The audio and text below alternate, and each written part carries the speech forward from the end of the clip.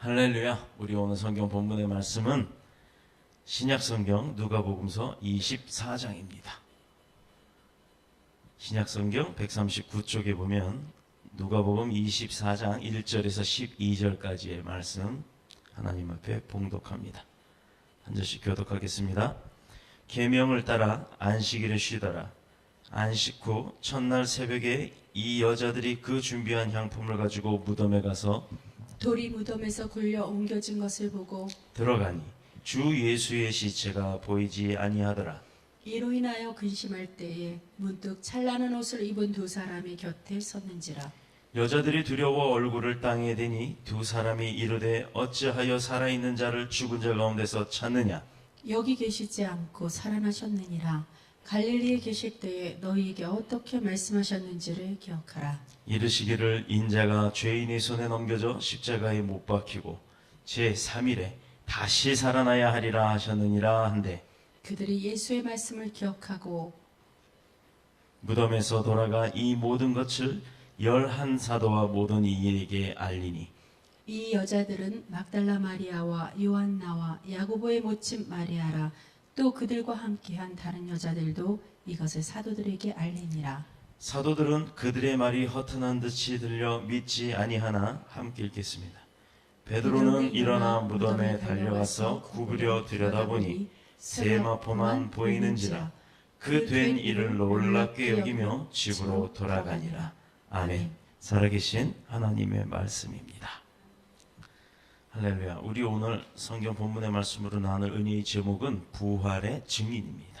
부활의 증인. 우리가 삶을 살아가면서 내가 내 눈으로 보고 또 내가 내 눈으로 확인을 하고 또는 내가 내 몸으로 직접 체험하라고 또 겪어보지 않은 일은요 우리가 잘 믿지를 않아요. 누구나가 어떤 사람이거나 어떤 장소에 있는 사람, 위치에 있는 사람이든 동일하게 내가 보지 않은 것에 대해서는 잘 믿으려고 하지 않는 게 우리 사람들의 습성입니다.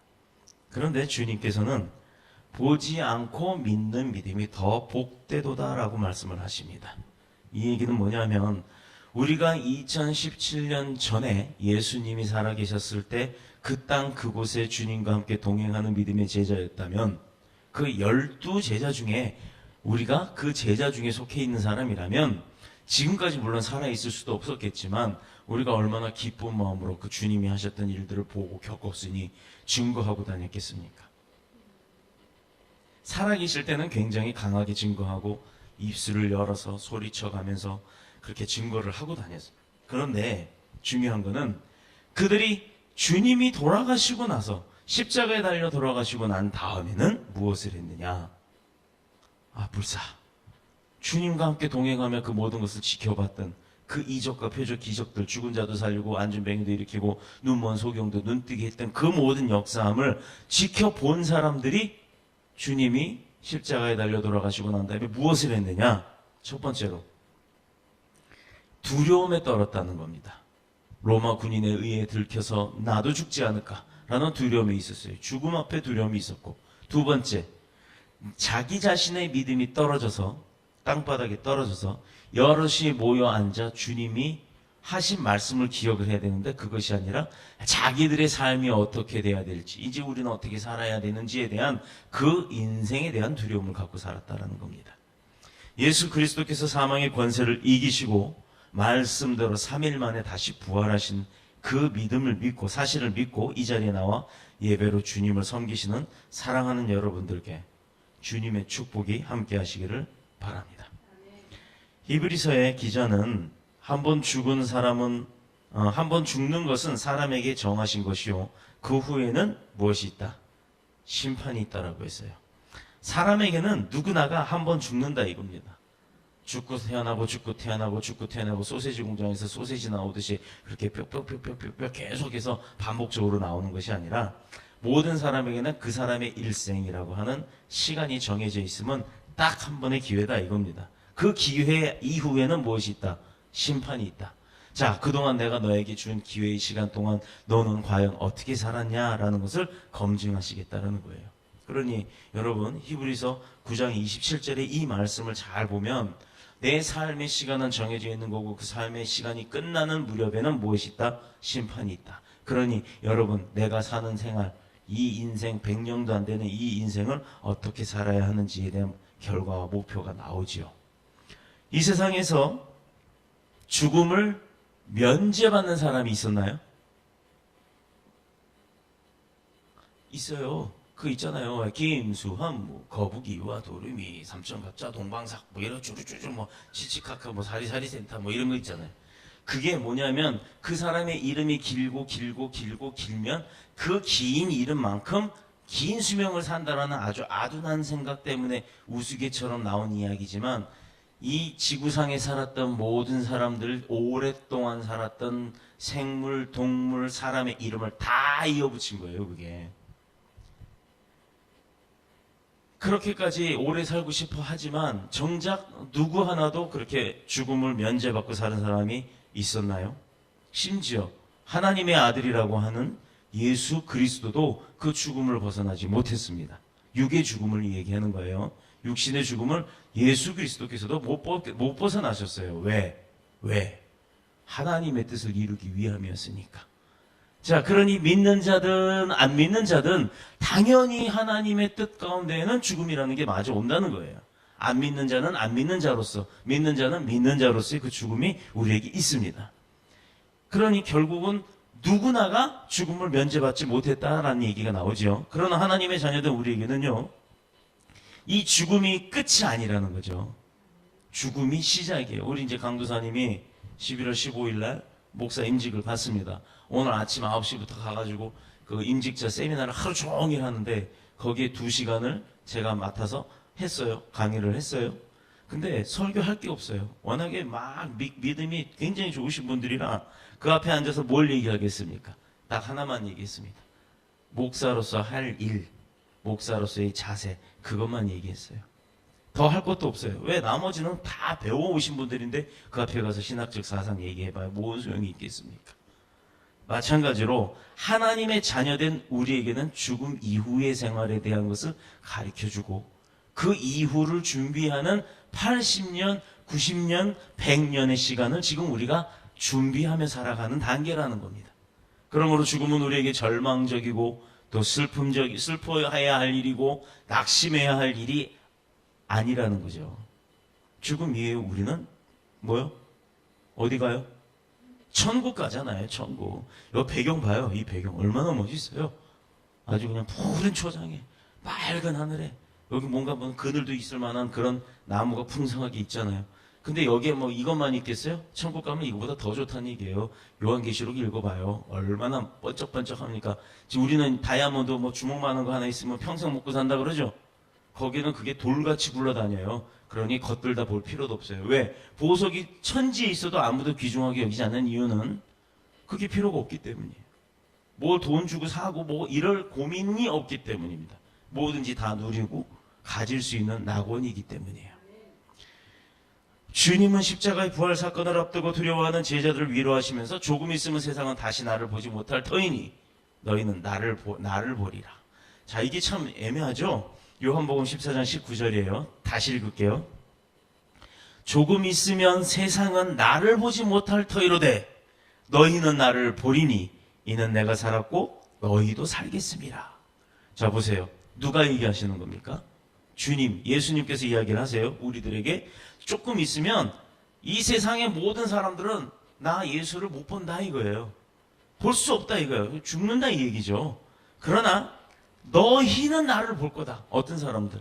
예수 그리스도의 부활을 믿는 사람들.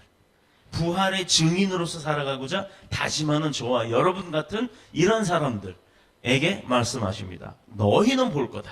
다른 사람들은 못 보대요. 너희는 본다. 얼마나 감사해요.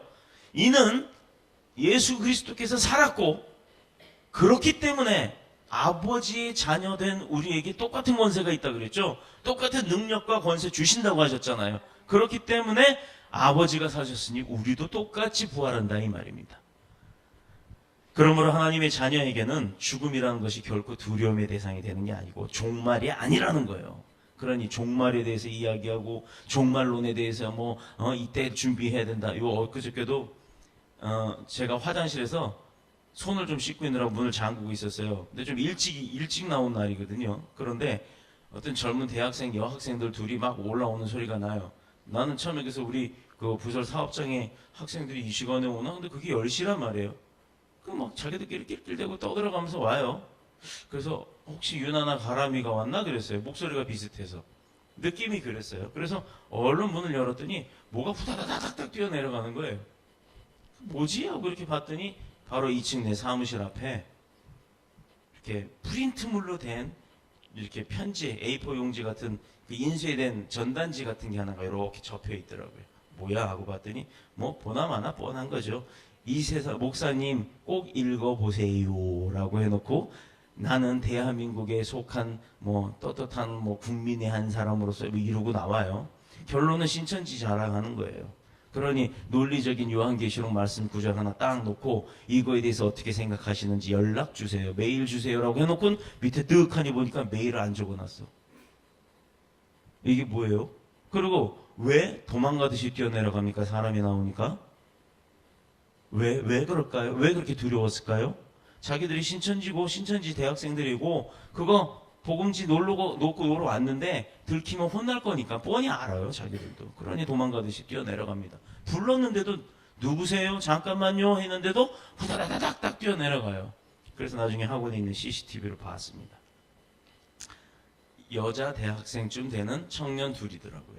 참 안타깝죠. 잘못된 걸 배웠는데 그것도 자랑삼아. 우리는 복음지 전도할 때 복음서 전도지 나눠줄 때 뭐 도망다니면서 줬나요? 떳떳하니까 당연히 받든 안 받든 줍니다. 그래도 누가 뭐라고 안 해요. 그런데 신천지들은 자기들을 나름끼리 모였을 때는 으쌰으쌰 우린 떳떳해 라고 하지만 결국은 뭐예요? 그 내용인즉슨 이만이라고 하는 사람이 재림 예수다 이거예요. 그럼 예수가 죽지 말아야지. 또 죽어요? 골골골 하잖아요 지금. 자기가 죽을 것 같으니 하나님 어머니라는 엉뚱한 소리를 해대면서 제2의 계시록을 쓰고 있더라 이 말입니다. 자, 말이 또 빠져나갔는데 이렇게 죽음은 결코 우리에게 그 종말론적인 사상을 가지고 종말을 끝을 주장하는 것이 아니라는 겁니다. 그러니 어느 교회가 세상에 곧 종말이 온다, 주님이 재림이 온다 이렇게 떠들면서 집 재산 다 팔아서 교회에 헌물해라. 그래야 당신 면죄부 받는다. 그래야 천국행 티켓 받는다. 그걸 내가 줄 수 있다 라고 하는 그런 목사님들이 있죠. 그건 당장 나오세요. 그런 데는. 그 목사님이 제일 먼저 지옥 갑니다. 그 목사가 맞는지는 모르겠습니다만 그렇게 영원하고 확실한 장래를 우리에게 보장하는 종말이 아닌 영원한 장래를 보장하는 부활의 영광에 대한 소망을 우리가 갖고 살아야 한다는 거예요. 그렇게 이야기하셨잖아요. 내가 살았으니 너희도 살 것이다 라고 약속하셨으니까 이건 주님이 하신 말입니다. 제일 먼저 생각해야 될 것, 예수 부활은 성경에 쓰여져 있던 예언대로 되었다는 거예요. 구약 성경에. 그렇죠? 그리고 신약에 예수님이 오셔서 말로 선포했어요. 내가 이 성전을 짓고 허물고 3일 만에 다시 지으리라라고 했던. 그때 사람들은 머리가 다 모자라서 이거 100년 동안 지은 돌로 지은 이 성전을 당신이 3일 만에 허물고 다시 세워? 말도 안 되는 소리 하고 있어. 이거 봐라. 이렇게 했던 겁니다. 예수 그리스도 하나님 성령의 임재하심이 내 안에 가운데 있으면 내 안에 있으면 내가 이미 교회라고 했어요. 주님은 주님 자신의 그 십자가 사건에서의 사망과 또 3일 후에 부활 사건을 그렇게 성전으로 비유를 하신 것 같습니다. 그렇게 예수 부활은 이미 메시아가 오실 것이라고 했던 구약시대 하나님의 말씀이 기록되어져 있었던 그 구약시대의 예언이었고 그 예언이 신약의 예수 그리스도의 탄생으로 동방박사색과 별이 인도에서 왔잖아요. 마구간에서 태어난 아기 예수. 그 사건으로 인해 예언이 이루어진 거예요. 이사야 선지자는 실제 사건이 자기 눈앞에서 일어나는 것처럼 그렇게 생생하게 고난을 받았던 예수 그리스도의 모습과 그의 부활을 증거했어요. 선지자 이사야가 그 사건을 봤나요? 못 봤나요? 선지자 이사야가 구약의 인물인가요? 신약의 인물인가요? 잘 생각해 보세요. 그런데도 선지자 이사야가 예수의 고난과 부활 사건을 알고 있었고 증거했다는 얘기입니다. 그리고 많은 선지자들이 이구동성으로 예수 그리스도의 부활을 예언했어요. 얼마나 대단합니까? 하나님이 그래서 살아계신 거예요.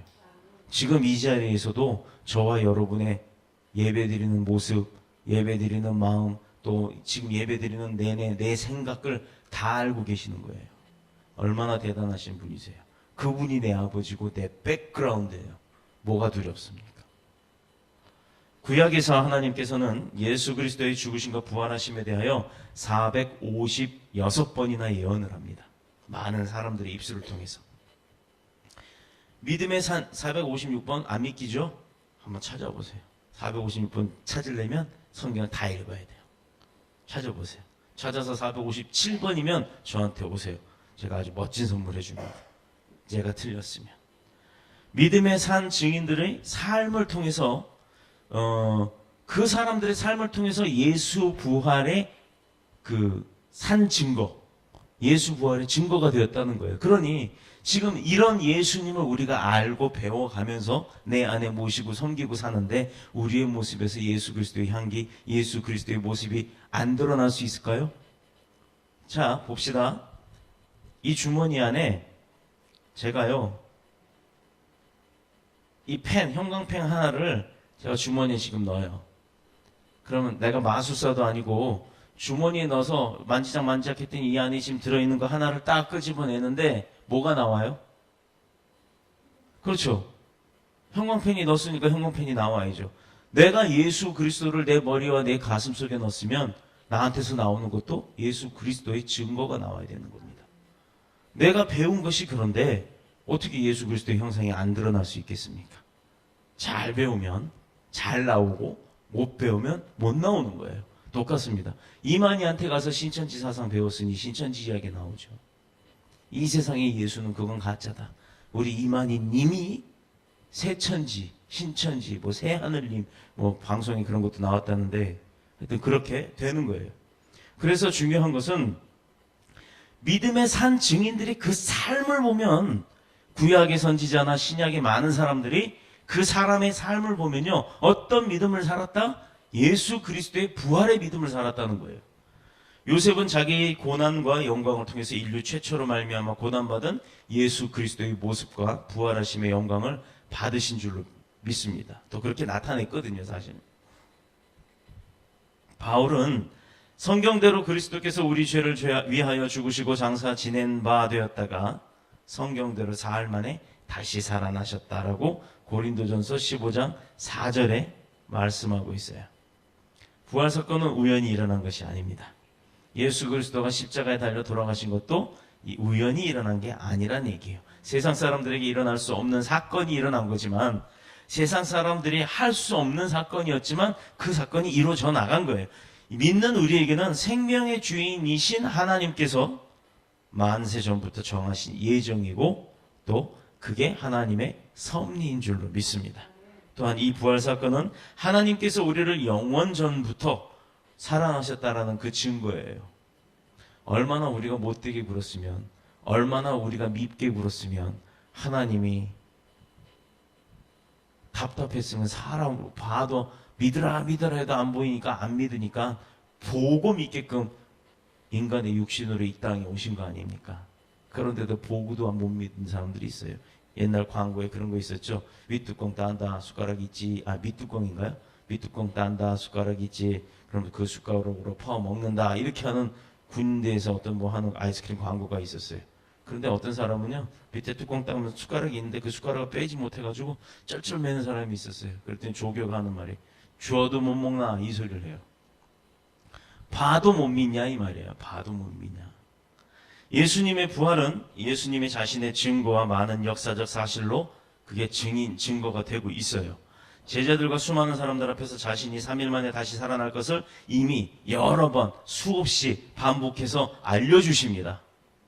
40일간 나타나셨죠. 부활 이후에. 그래서 많은 사람들에게 부활하신 자신을 드러내고 나타냈어요. 근데 의심 많은 제자 중에 한 명 누구예요? 도마. 잊지 마십시오. 집에서 이 의심 많은 도마가 얼마나 도마 같은 짓을 했냐면 집에서 음식할 때 엄마가 맨날 칼 갖고 두들겨 패요. 따다다다다다다. 이 도마가 그 도마예요.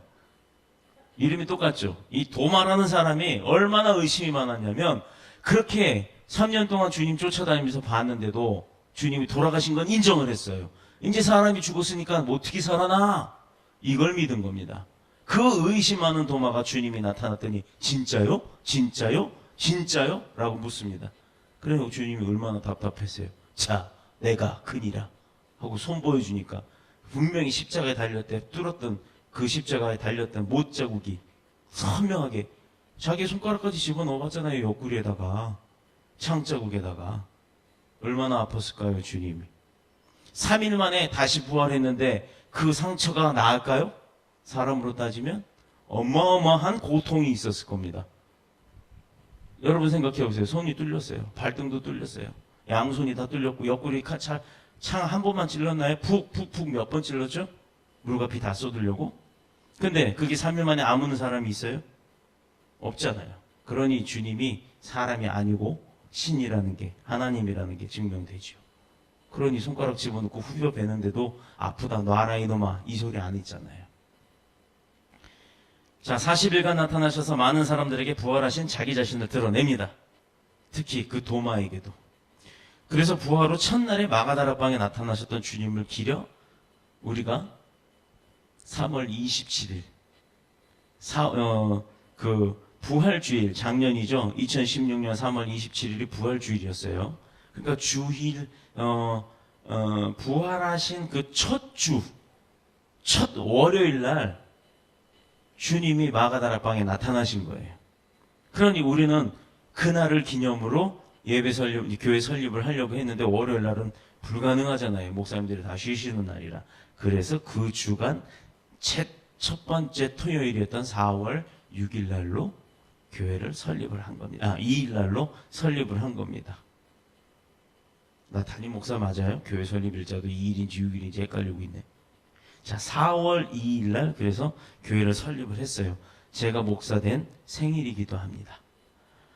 자, 그 첫 주간 토요일에 우리 교회를 설립했는데 이 사도행전 26장 23절 29절까지 베스도 가카와 아그리빠는 미술 그린 사람들은 알아요. 그 석고상, 여자는 팔 없는 여자 이러고 비틀고 서 있는 거 있잖아요. 반쯤 가리고서 이러고 서 있는 여자 비너스라고 해요. 근데 남자는요, 로버트 태권브이 마냥 얼굴이 탁탁탁탁 각이 져가지고 이러고 서 있는 남자 있죠. 얼굴만 있는. 그게 아빠예요, 아빠. 아그리빠의 약자, 아빠. 그 미술하는 사람들이 그게 누구냐 하면 그게 실제 그리스 신화에 나왔던 신이라고 하는 존재들입니다. 그런데 여기에도 성경에도 그 인물들이 나와요. 그러니 그리스 신화도 성경을 베낀 거죠. 베스도가카와 아그리빠라고 하는 왕도 최근에 일어났던 예수 부활의 사실을 알고 있음에도 불구하고 예수 그리스도의 부활의 증거를 들었을 때 어떤 사람들은 비웃었다는 거예요. 야, 그게 말이 되냐? 야, 사람이 죽었는데 어떻게 다시 사냐? 너 같으면 사냐? 이러고 절대 안 믿었던 겁니다. 어떤 사람들은 미루었지만 소수의 사람들은 믿었다는 거예요. 그 중에서도 그럴 수도 있지. 그분이 하는 걸 난 봐서 죽은 자 살렸고, 그러니 죽은 사람을 살리기도 하는데 반쯤 썩은 사람도 살려냈는데 본인이 못 살아났을까? 살아나고도 남지 라고 믿는 사람이 있었던 겁니다. 기독교의 진리를 변증할 때 이론이 타당해서 믿는 사람은 하나도 없어요. 이론적으로 따져보면 이 말 같지도 않은 소설 같은 이야기가 성경 이야기입니다. 그러나 사람의 생각으로 그렇다는 얘기죠. 근데 믿음의 사람으로 왜 믿으라고 주님이 강조하시냐면 세뇌가 아니에요. 증거가 있기 때문이에요. 그렇게 했던 일들이 있기 때문입니다. 그래서 진리이기 때문에 믿으라고 하는데 이게 더 안 믿겨지는 거예요. 자, 여러분, 제 IQ가 164예요. 믿겨요? 안 믿기죠. YMCA 2번 검사를 했습니다. 고등학교 2학년 때. 너무 많이 나왔다. 말도 안 된다. 보통 120 넘기도 힘든데 164가 뭐야? 이거 뭐 잘못됐다. 다시 했어요. 164 또 나왔어요. 그다음부터는 믿어요. 그 사람들이. 근데요, 학교에서도 안 믿어요. 그래서 일주일 뒤에 그 서류가 옵니다. 왔는데 천재래요. 천재. 근데 아무리 봐도 천재 아닌 것 같아요. 저는. 다 잊어버려요. 이름도 잘 못 외우고. 그런데 분명히 그 통계적 수치로는 164가 2번이나 검증이 됐어요. 시험 테스트하는 것도 A안, B안 다른 걸로 했는데도 불구하고. 자, 안 믿기잖아요, 여러분도. 내가 안 보여줬으니까. 그런데 164 맞아요. 나는 받고 검사를 받은 당사자니까 나는 알아요. 그러니까 믿으세요. 안 믿기죠? 똑같은 거예요. 주님 못 봤으니 안 믿긴다 이 말입니다. 근데 그거를 체험하고 만나본 사람인 목사가 그렇기 때문에 믿어야 됩니다라고 해도 에이 그런가? 에이 그런가? 이게 죽 끓듯이 바뀌는 게 백성의 믿음이에요.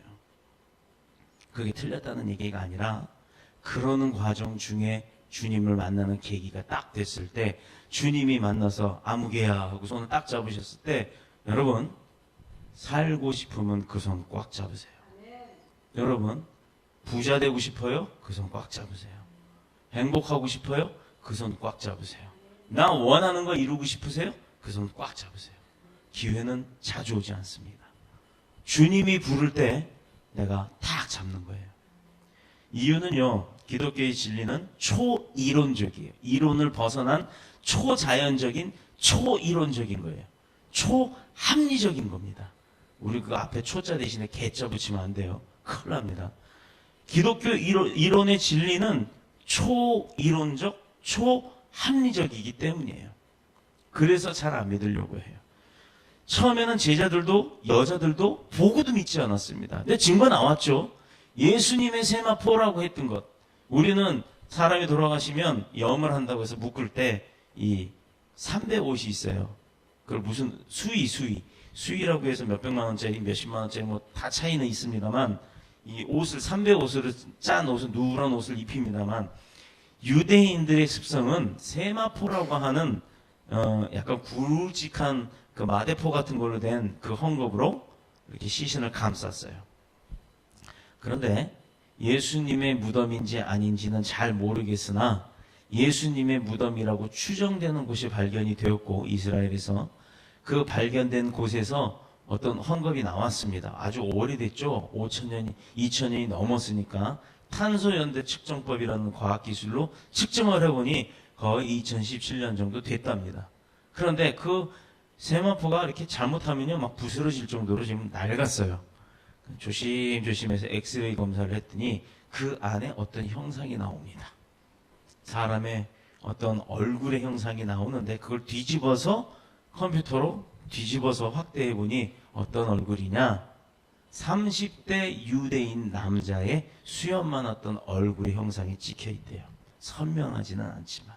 그래서 사람들은 설령 이것이 예수 그리스도의 세마포지 않느냐라고 지금 많이 연구들을 하고 있답니다. 이렇게 그럴까 아닐까의 존재를 벗어나서 그 사건이 있었던 것에 대한 증거들이 이렇게 지금은 과학적 문명 시대에 발견이 되고 있어요.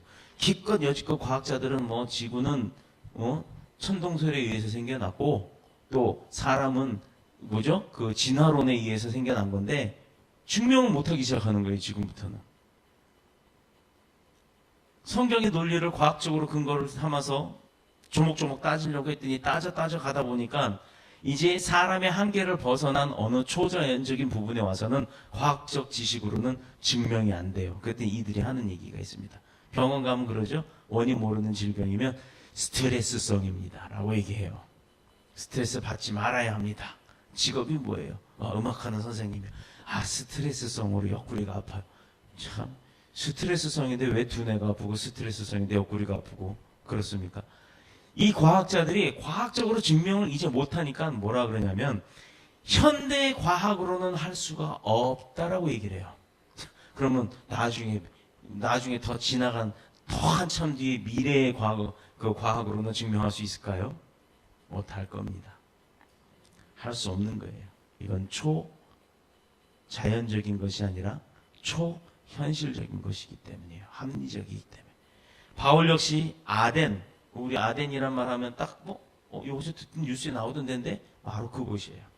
아덴만이라는 곳에 여명작전이라고 해서 소말리아에게 그 해적에게 잡혔던 우리 그 배를 갖다가 군인들이 가서 구출해 온 적이 있죠. 그 아덴입니다.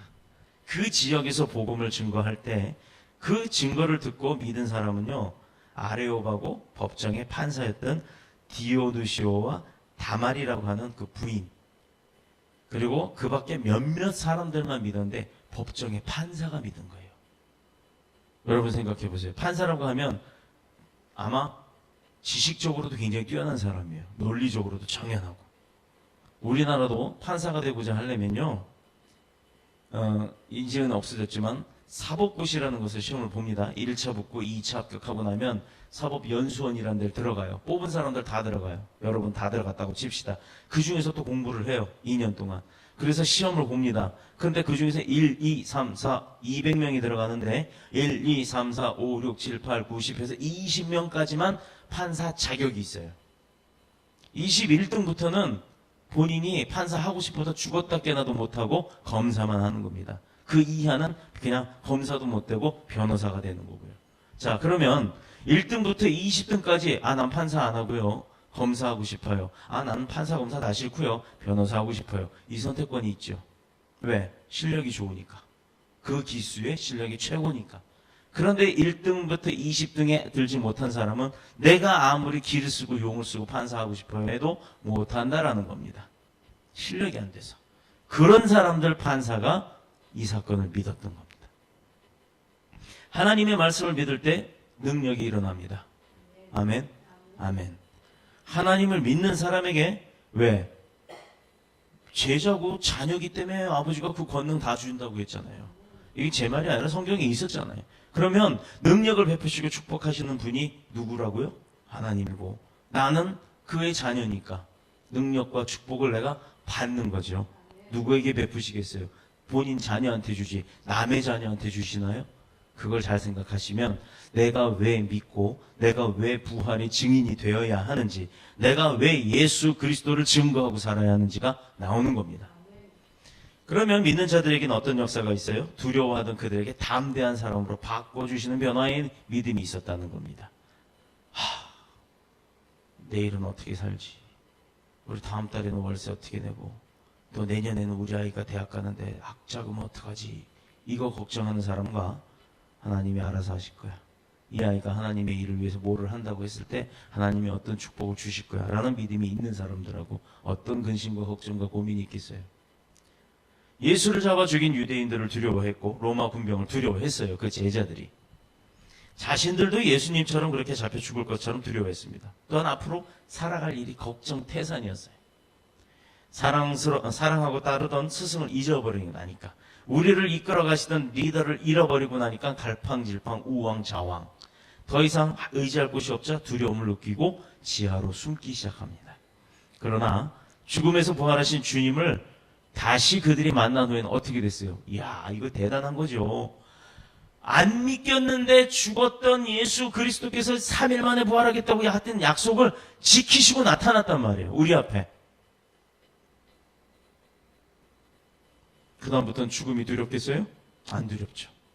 죽어도 죽지 않는 사람이 바로 그겁니다. 더 이상 숨어 지내면서 사람들을 두려워할 이유가 없어진 거예요. 왜? 그 사람들은 죽는 게 두려웠는데 그 죽음을, 사망을 이기신 분이 나타났잖아요. 그렇고 하시는 얘기가 내가 살았으니 너희도 그렇게 할 것이다. 삶이 염려스러운 것이 아니라 도리어 생명을 걸고 예수 십자가와 부활의 복음을 증거하기 시작합니다. 이젠 죽는 것도 두렵지 않아요. 죽기를 각오하고 복음 증거하러 다녀요. 너 한 번만 더 예수 얘기하면 내가 확 죽여버릴 거야 라고 하는 그 권력자들이 나타났음에도 죽이려면 죽여라. 난 죽어도 산다. 걱정하지 않는다. 아이고, 난 이 세상에서 사는 거 힘들거든. 그러니까 아싸리 죽여줘. 대신에 난 너 용서할게. 뭐 예수 그리스도의 이름으로. 나 죽여도 돼. 근데 너도 좀 믿어라. 이러면 죽이겠다고 한 그 권력자가 얼마나 열받겠어요. 목을 탱강 옆구리를 푹 손발을 매달아서 거꾸로 십자가에 매달기도 하고 여러 가지 단도대에서 목을 치기도 하고 이렇게 제자들을 죽였습니다. 그러나 그들이 그 죽음을 맞이하고 죽음의 가운데 있으면서도 얼마나 기쁘고 감사했어요. 이것이 바로 다르다는 거예요. 부활의 능력, 생명의 능력을 믿기 때문에 우리는 염려하지 않습니다. 이유가 어디 있느냐? 우리 교회와 우리 모두가 그 부활의 능력을 받았기 때문이에요. 그래서 부활하신 주님을 증거해야 하는 겁니다.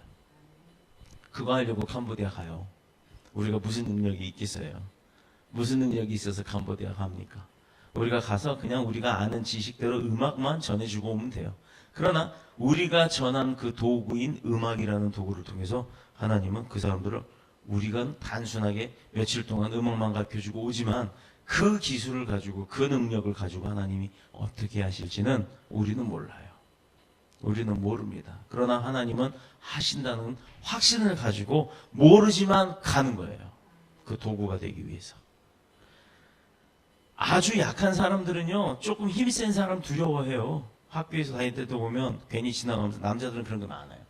약해 보이면 지나가면 뒤통수 팍 때려가면서 쳐다봐. 뭘 봐? 눈 안 깔아? 이러고 가는 애들이 있었어요. 근데 되게 약해 보이는 애한테 가서 턱 때렸더니 얘가 태권도가 10단이고 막 이런 사람이면 돼지게 맞는 겁니다. 그러고 나면 작아도 걔가 힘이 센 걸 알고 증명이 되었기 때문에 그 다음부터 걔를 건드리지 않아요. 이게 뭐냐? 약한 사람들은 두려움을 가질 수밖에 없다는 거예요. 강한 자에게 약하기 때문에. 아무리 그 사적인 일로, 사소한 일로 염려하고 두려워하고 밤에 잠까지도 못 잘 정도로 근심에 빠지는 사람들이 많습니다. 그러나 부활의 능력을 받은 사람은 담대할 수밖에 없어요. 왜? 주님을 봤기 때문에. 그런 죽음에서도 살아나시는 분을 봤는데 내가 못할 일이 뭐가 있겠어요. 자, 제가 경찰관을 하면서 교도소에 갔다가 이제 자기 삶을 살고 형벌을 다 받고 가끔 찾아오는 사람이 있어요. 형사님, 예전에 정말 제가 그때 형사님 덕분에 이제 새 사람이 되었습니다. 이러고 와서 다음날 또 죄 짓고 그 다음에 또 잡혀오는 사람도 있는 반면에 진짜로 잘 사는 사람들이 많아요. 그런 사람들이 뭐냐면 10중 8구 내가 한 번의 실수로 교도소까지 가서 살아보니까 내가 교도소 삶도 살아봤는데 이제는 더 이상 세상이 무섭지 않습니다. 못할 게 없습니다. 뭐든지 사람 죽이는 것 빼곤 다 할 겁니다. 나쁜 짓 빼곤 다 합니다. 이러고는 성실하게 사는 사람들을 참 많이 봤어요. 그런 사람들이 웬만한 중견기업의 사장이 되기도 하고 막 그런 거 많이 봤는데 바로 그겁니다. 세상 사람들도 자기가 엄청나게 어려움을 경험하고 하고 나면 그걸 이기고 나면 용기가 생겨요. 그런데 우리는 엄청난 어려움을 겪기 이전에 부활의 증인 우리의 죄를 대신 짊어지시고 우리의 어려움을 다 알고 계시고 해결해 주시겠다고 어떻게 하면 믿기만 하면 그렇게 하시는 분이 내 아버지라는 걸 내가 알았을 때 우리가 뭐가 두렵겠습니까? 귀신이요? 예수 이름으로 하면 다 물러가요. 다 도망가요. 자기를 오히려 그 돼지 속에다 넣어달라고 그렇게까지 부탁했지 않습니까? 이 예수 그리스도의 부활을 통해서 이생과 내세라고 하는 것에 대한 확신이 있기 때문에 천국 생활이 확신이 있기 때문에 우리는 두려움이 없는 겁니다. 더 나아가서 부활의 능력을 받은 사람은요 담대하고 부끄러움도 없는 거예요. 그리스도께서 하나님의 아들이시고 온 세상의 통치자이시고 이 땅에 오신 참된 왕이심을 우리가 믿어야 되는 줄로 믿습니다. 이것이 귀한 겁니다. 주님의 부활을 믿는 사람은요 이제 내가 알았으니 증거 안 할 수 없죠. 그러니까 증거하러 다니고 전도하러 다니고 복음을 전하러 다니는 겁니다. 누구든지 사람 앞에서 나를 시인하면 나도 하늘에 계신 내 아버지 앞에서 저를 시인할 것이요. 누구든지 사람 앞에서 나를 부인하면 나도 하늘에 계신 내 아버지 앞에서 저를 부인할 것이다. 네가 난 모른다 그러는데 나도 너 모른다고 할 거야. 이 얘기예요. 근데 네가 나를 알고 따르고 믿고 쫓으면 나도 하나님 아버지 앞에 갔을 때 너 안다고 보증서 줄게. 이 이야기입니다. 이게 마태복음 10장 32절 33절의 말씀이에요. 이 말씀은 예수 그리스도의 십자가와 그 부활의 복음을 증거하는 자들을 말하는 겁니다. 가만히 왔다가 가만히 가는 사람, 이 교회에 왔다가 저 교회에 왔다가 이 사람이 우리 교인인지 이 사람이 저 교회에서 교인인지 구분도 안 가는 그런 교인 생활하지 마세요. 왜? 바로 이런 증거가 드러나지 않기 때문입니다. 사람들 앞에서 시간 가는 줄 모르고 이 생의 온갖 자랑과 잡담과 험담과 시기와 질투와 그리고 내 재산 자랑들 이런 것만 다 하다가 늘어놓다가 예수 십자가 그리스도의 이야기 사랑 한마디도 내놓지 못해요. 왜? 알아야지. 알아야 말을 하죠. 모르니까 말 못합니다. 그래서 그분의 부활의 능력을 증거할 수가 없는 겁니다. 바로 이런 사람들이 장차 하나님 앞에 섰을 때 너 누구니? 라는 소리를 듣는 거예요. 저요, 저 교회 그때 갔을 때요, 뒷자리에 앉아서 졸기는 했지만, 그래도 주님이 누군지 나 얘기 들었잖아. 저 그때 예배 한 번 나갔잖아요. 그래? 근데 나는 모르겠다. 이렇게 되는 겁니다. 주님께서 그 사람을 모른다고 부인할 것. 이게 얼마나 서글픈 일입니까? 나는 안다고 갔는데 주님이, 너 누구냐? 이러면 이게 얼마나 서운합니까? 평생 예수 믿고 마지막에 가서는 예수님께 인정받지 못하고 버림받는 사람이 되지 않고 지금부터 열심히 충성을 다해서 주님을 섬겨나감으로 하나님 앞에 갔을 때 주님으로부터 인정받고 주님의 제자로 주님께서 인정하는 특별한 게스트로 초청받는 저와 여러분이 되시기를 축복합니다. 자, 이제 우리 주님 앞에 기도합시다. 주의